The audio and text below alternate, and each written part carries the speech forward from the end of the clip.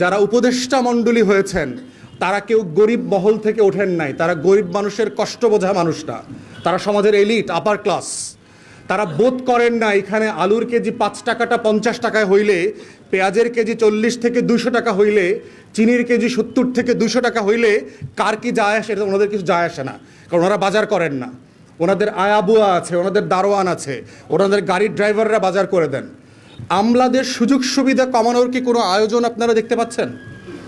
বাংলাদেশে আমলারা শুধু গাড়ি পায় না, তার ড্রাইভার এবং তেলের খরচের জন্য প্রতি মাসে 50,000 টাকা সে ক্যাশ পায়। তাহলে আপনি কত সুযোগ সুবিধা দিবেন তাকে?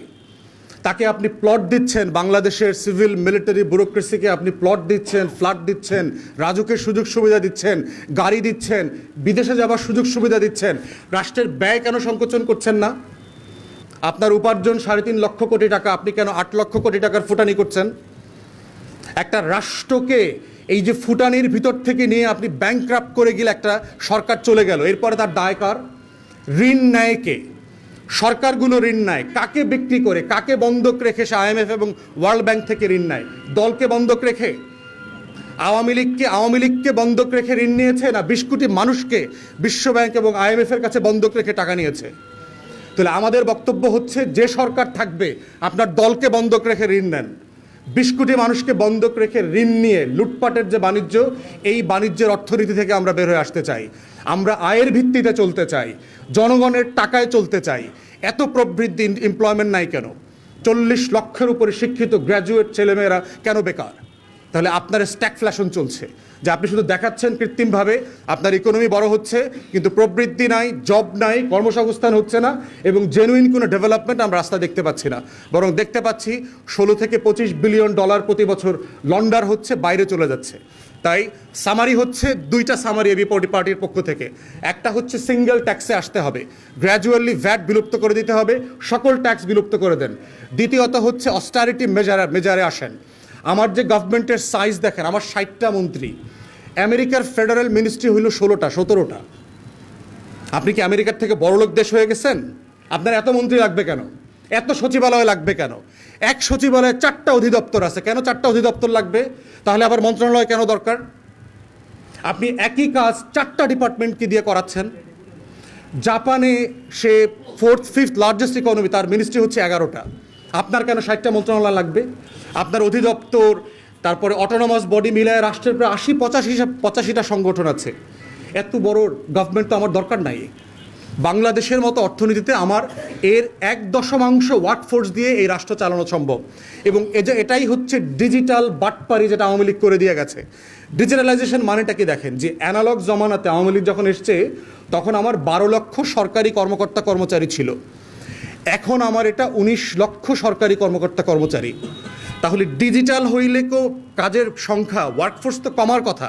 আমার তো 12 লাখ তো 6 লাখে চলে আসার কথা। তাহলে এটা 1.5 গুণ বাড়লো কেন, 19 লাখে গেল কেন? তাহলে রাষ্ট্র যেটা হয়েছে ডিজিটাল হয় নাই, রাষ্ট্র হচ্ছে অ্যানালগ এবং ডিজিটালের একটা খিচুড়ি হয়েছে, যেখানে এখন আপনার প্রত্যেকটা ফর্ম কম্পিউটারে ফিল আপ করতে হয়, ওইটা প্রিন্ট করে আবার ফিজিক্যালি গিয়ে ফাইলে জমা দিয়ে আসতে হয়।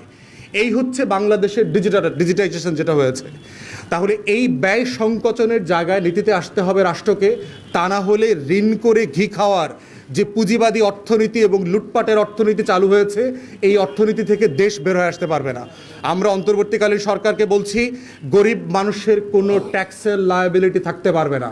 অবিলম্বে এই যে 65টা সার্ভিসেসের উপরে এবং পণ্যের উপরে যে আপনারা শুল্ক বাড়িয়েছেন এবং আরোপ করেছেন, সেটা অবিলম্বে উঠায় নিতে হবে।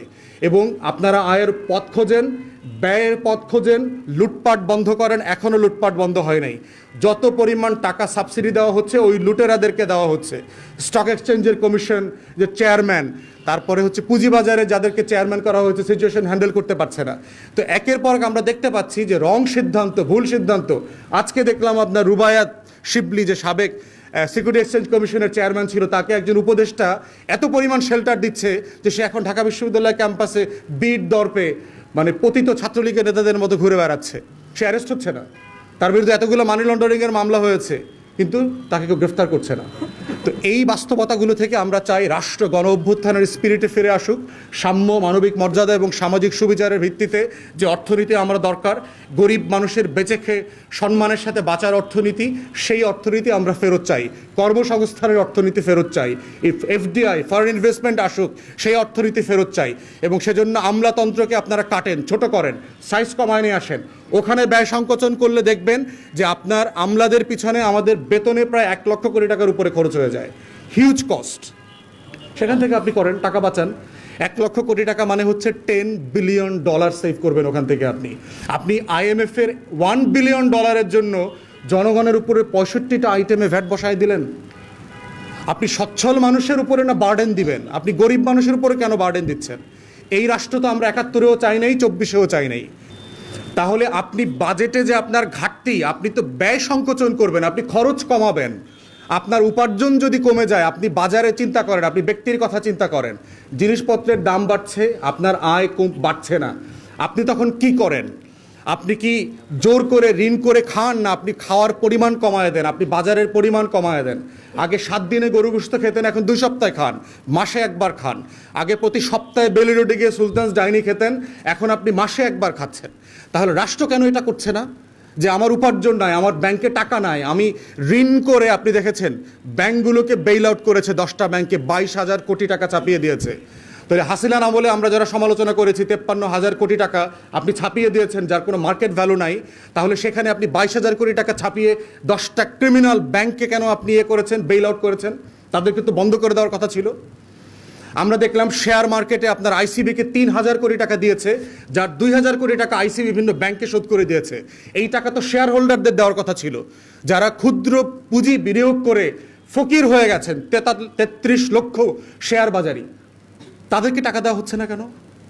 তাহলে আপনি ব্যয় সংকোচনের নীতিতে না গিয়ে আপনি দেখেন ডেভেলপমেন্ট প্রজেক্ট, আমরা বারবার বলেছি, যেগুলোর প্রয়োজন নাই অথবা যেগুলো আমার 2 বছরে দরকার নাই, আপনি এটাকে 4 বছরে ছড়ায় দেন।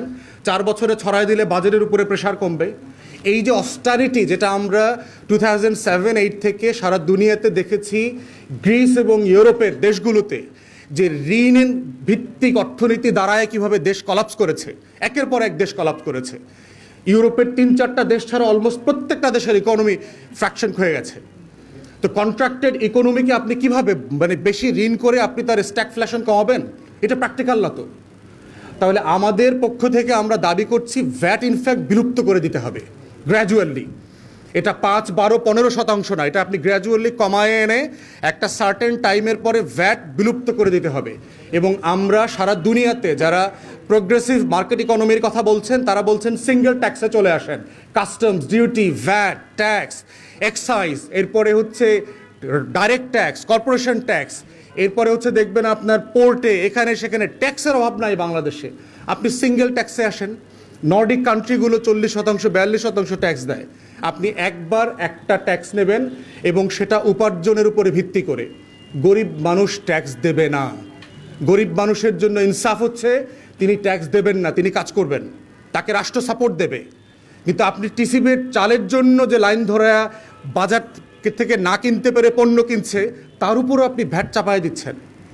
মানে এর থেকে জুলুম, অবিচার আর কিছু হতে পারে না।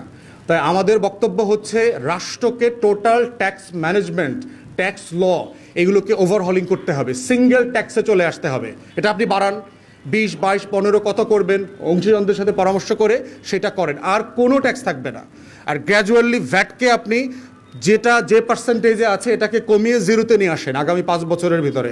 আমরা সিঙ্গেল ট্যাক্সের কান্ট্রিতে দেখতে চাই। দ্বিতীয়ত হচ্ছে সরকার তাহলে বলবে আমি বাজেট ডেফিসিট কীভাবে ম্যানেজ করব। আপনি ডেফিসিট বাজেট কেন করছেন? তাই এবি পার্টির পক্ষ থেকে অবস্থান খুব পরিষ্কার। আমরা সাম্যের রাষ্ট্র চাই, পলিসিগুলোতে সাম্য, মানবিক মর্যাদা এবং ইনসাফ রিফ্লেক্টেড হবে, তেমন একটা রাষ্ট্র আকাঙ্ক্ষা করছি। এবং অবিলম্বে অংশীদারদের সাথে পরামর্শ না করে, ব্যবসায়ীদের সাথে পরামর্শ না করে যে অবৈধ, অপ্রাসঙ্গিক, অযৌক্তিক সিদ্ধান্ত নেওয়া হয়েছে সেটা বাতিল করা হোক। এটা বলে আমি আমার ব্রিফিংয়ের অংশ শেষ করছি।